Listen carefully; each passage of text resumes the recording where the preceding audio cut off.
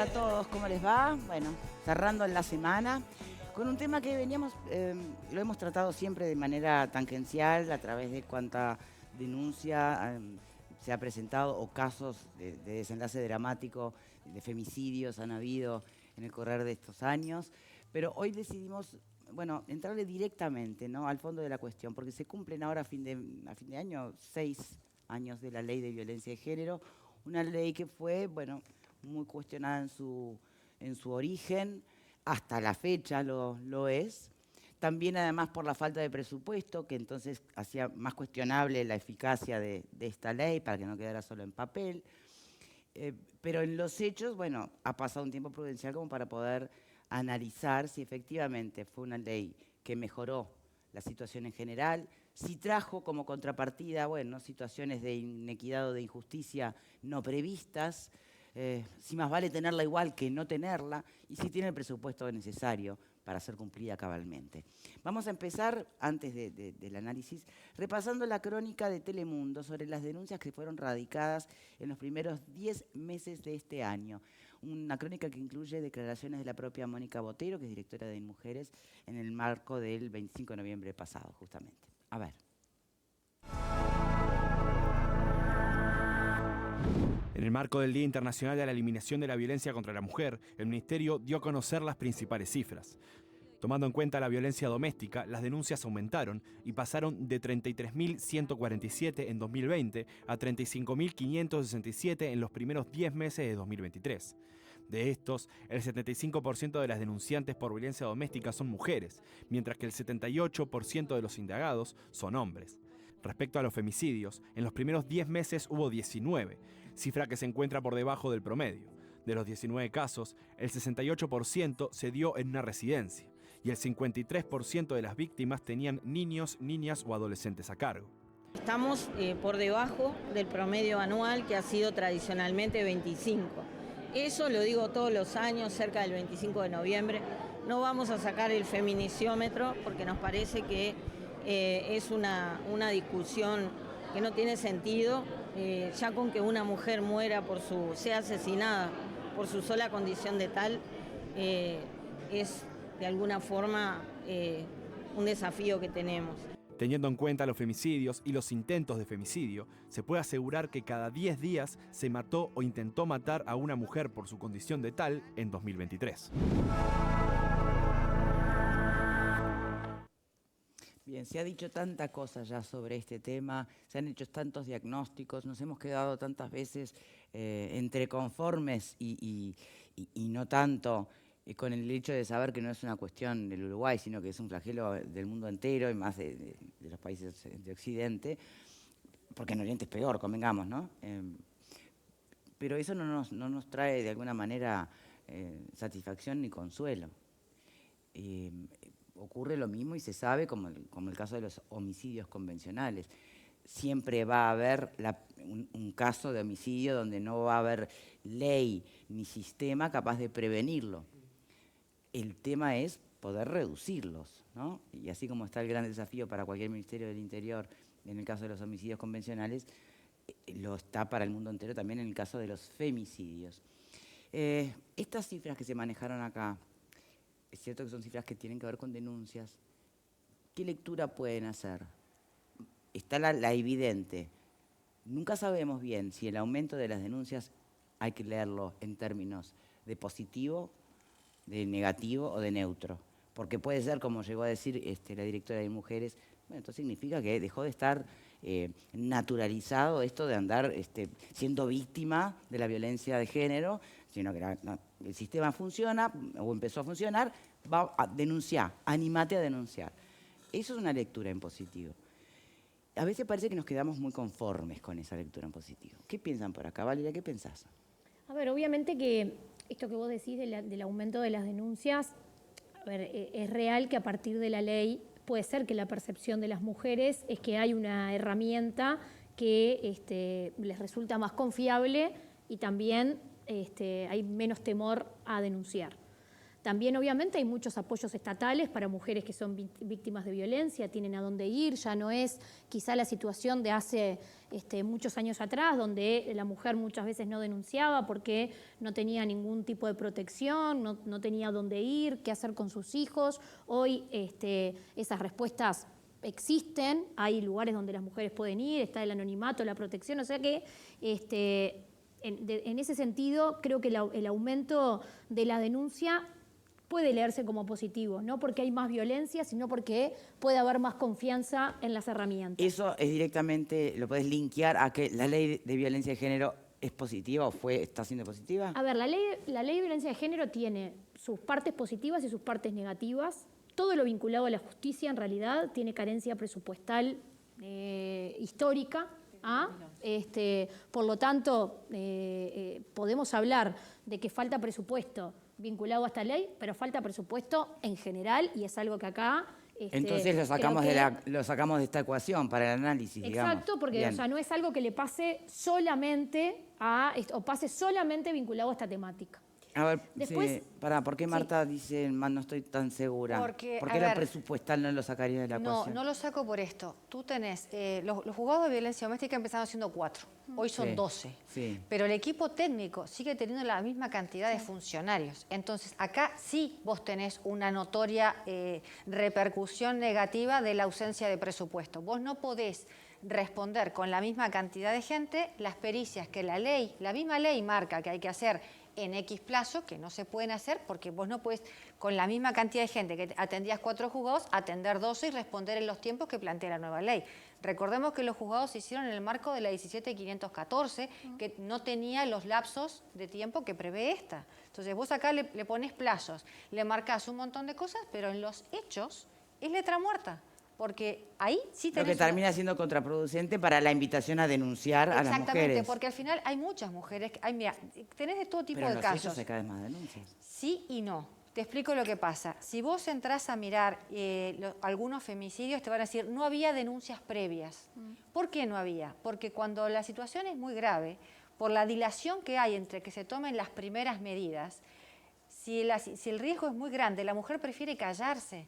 Porque ella dice, yo hago la denuncia, ¿y cuándo lo llaman por teléfono? Y después el lapso en que yo logro tener una respuesta, ¿cuál es? Entonces, y mientras tanto, queda a su merced. Ese es el tema. Entonces, por eso es que yo a veces digo, ojito, porque si vos mirás los últimos feminicidios no había denuncia previa.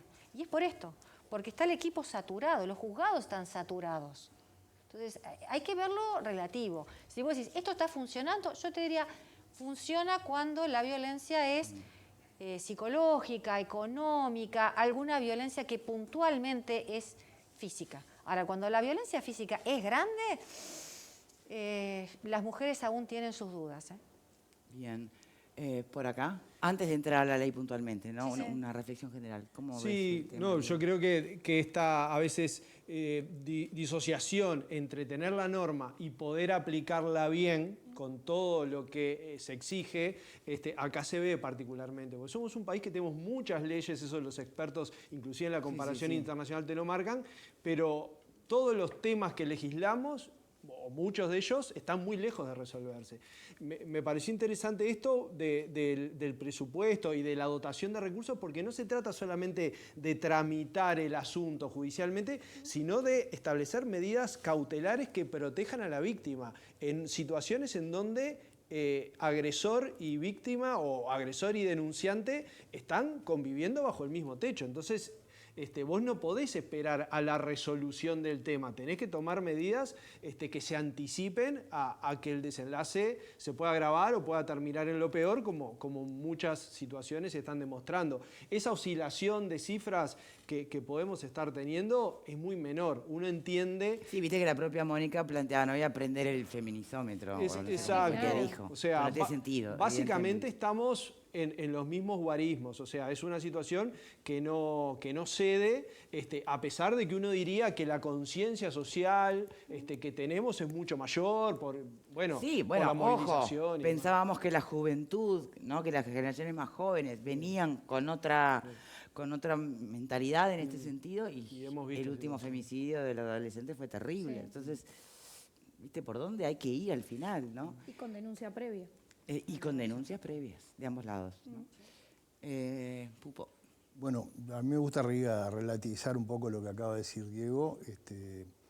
¿Qué parte? En cuanto a que es menor, ¿no? 6 muertes menos que el promedio en 10 meses no es tan menor.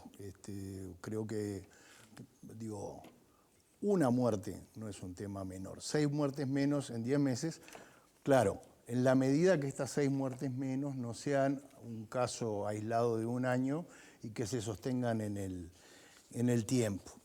Yo creo que tampoco creo que esto sea un mérito de la ley. Yo estoy en contra generalmente de esa visión tan facilista del progreso manuscrito, de que las leyes por sí solas generan cambios culturales o la felicidad. Creo que es parcialmente un avance. Después, si vamos a entrar en análisis de la ley, me gustaría referirme a la ley en sí, porque tampoco me gustan las cosas que violan los principios de igualdad, y esta ley viola el principio de igualdad.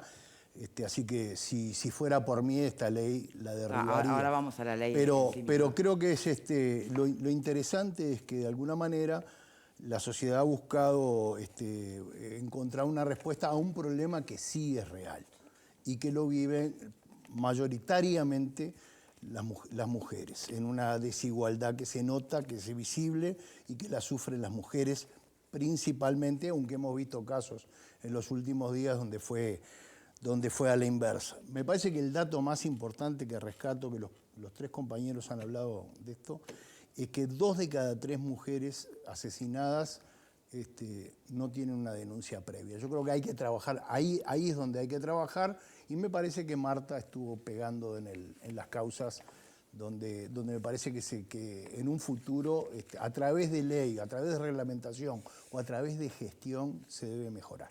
Bien.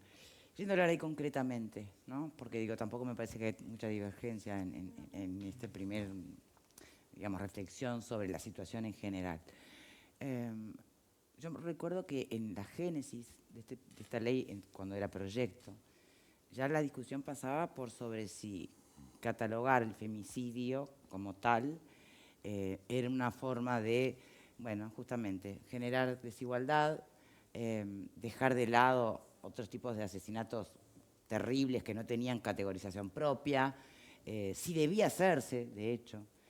Finalmente, bueno, se aprueba la ley, pero ahí ya empezaba a gestarse la cuestión de, bueno, pero a ver, ¿va a sumar o va a restar? Esta tipificación, de alguna manera, ¿qué otras situaciones puede llegar a generar? Hoy tenés colectivos de padres alertando de las injusticias que se cometen, de mujeres que hacen denuncias falsas y demás. Bueno, por ahí va un carril. Y después tampoco se puede separar de lo que ha sido y sigue siendo todavía la discusión en torno al concepto de la ideología de género, ¿no? O sea, ahí ya se mezclaron todos los tantos y está atravesada por esa discusión. O sea que vamos a arrancar por ahí, ¿les parece? ¿Qué pensás en eso, Marta? Vos que tenés bastante experiencia porque estás en el tema, porque ves los casos. Sí, a ver, yo no conozco ningún hombre que vaya a matar a la mujer, que vaya a mirar cuánto le van a poner, si le van a poner femicidio u homicidio. Eso no creo que haga la diferencia. Lo que sí creo es que cuando vos tenés una ley, yo coincido con Juan Ramón en eso, que es tan, que parte de la base que con la mera denuncia de la mujer al señor ya lo sacan de la casa y no entran al fondo del tema. Lo que sí puede estar haciendo es generando en el señor una reacción mucho más violenta de la que generaría si a esto le das otra tramitación. Y te lo ejemplifico así. Si vos tenés a alguien que tomara la denuncia y se tomara el trabajo de antes de llamar al juez o con la llamada del juez, no importa, de tomar todas las declaraciones, quizás la resolución sería más ajustada al caso. Vos no podés tener... ¿Para que apague la música, Juan? Sí, no. ¿Qué pasó, Pupo? No, sí, se ve que quedó... Se prendió solo. Se enojaron conmigo por alguna cosa. ¿Ya te están llegando mensajes? Sí. Bueno, dale. Y todavía no dijiste nada. Todavía no dije nada. Entonces, cuando vos tomás una resolución en base a una mujer que va a hacer la denuncia en la comisaría, el policía levanta el teléfono, llama y el juez ya toma la resolución de sacar al señor de la casa sin escuchar, ya ahí estás generando te estás metiendo a la interna de un hogar que puede ser la resolución ajustada, pero puede no serlo, porque no podemos negar que sí existen denuncias falsas. Entonces, eso quizás... Bueno, pero eso sí te lo niegan, por ejemplo, las feministas más radicales. Está Te lo fantástico, pero es como negar que el sol sale todos los días aunque no lo veas. Las denuncias falsas existen y lo ves en ejemplos muy simples. A veces le adjudican una custodia a una mujer y una mujer víctima de violencia hay conductas que se abstiene y vos ves que se quejan los propios policías, que las tienen que acompañar a los bailes, acá y allá. Entonces, ahí tenés un problema. Yo me he quedado Pero para eso que estás queriendo decir, que en realidad son mujeres que no están pasando mal para nada y que... A ver, si vos te tomaras el trabajo de cuando llega el caso, analizarlo como tendría que ser y tomar ahí la primera evaluación, te obviarías. Primero, saturar el sistema. Porque cuando vos tenés 800 denuncias, no podés dedicarle el tiempo. Punto 1. Si vos el equipo técnico actuara desde un primer momento, ya podrías ir clasificando. Esto es un caso gravísimo, démosle una respuesta. Este es un caso más o menos, podemos tomarnos el tiempo. Y este es un caso que tendría que ir por otro lado. Si vos tomás todo como urgente, nada es urgente. Entonces, ahí tenés un problema. Entonces, eso puede generar que si vos sacás injustamente a un señor de la casa, el señor diga, ah, sí, yo soy violento, bueno, pará, voy y le rompo toda la ventana. Bueno, pero pará. Porque ahí estás, no le iba a dejar pasar porque lo dijiste al principio y después fuiste a otra cosa, pero Sí. ¿qué me estás queriendo decir? Que si vos le haces una denuncia falsa a una persona, esa persona tiene per se derecho a volverse un violento y reventarte la No dije ventana de que la tenga casa. derecho, dije, si vos rotulás a alguien tan injustamente y le cercenás tan rápidamente los derechos a alguien, podés estar desatando una tormenta que de otra forma quizás no lo harías. Entonces, Bueno, pero está legitimando la justicia por mano propia. No, de alguna no, manera. para Entonces, nada. Todo lo contrario. Porque, a ver, con ese criterio, si a mí a cualquier persona le agredís a un ser querido, entonces, con eso entonces yo estás no lo permitiendo que legitimo. vos vayas y lo defiendas. No lo legitimo. Lo que te estoy diciendo es lo que sucede en los Sí hechos. entiendo que en los hechos, cuando vos denuncias falsamente a alguien, lo que estás haciendo es vulnerando todos los derechos de esa otra persona. Bueno. Pero que intervenga la justicia, no Claro, vos. pero el problema es que después, nunca se puede comprobar que la denuncia es falsa. Lo que sucede es que se le ponen las cautelares, se lo sacó de la casa, se le prohibió ver a los nenes y después eso se archiva. Pero la anotación en la policía le queda, al señor lo sacaron de la casa. Y las El daño consecuencias- queda hecho. El daño queda hecho. Bien, ese es uno de los puntos que muchas personas, hasta abogados, ¿Sí? evocan para hablar de que la ley no termina siendo del todo justa, por más que pretenda darle una solución a la estadística. Porque ¿cuál es la estadística? Sí, claro. Que la gran mayoría son denuncias reales y que a veces Sí. ni con denuncias zafás de que te maten. O sea, Exactamente. el problema hay que atenderlo. ¿Fue esta la mejor ley? Pienso que no. Bueno, vamos a conversarlo, ¿sí? Tenemos que hacer una pausa, pero antes les recuerdo que Ensuta tiene un aire acondicionado que es portátil y que además es smart.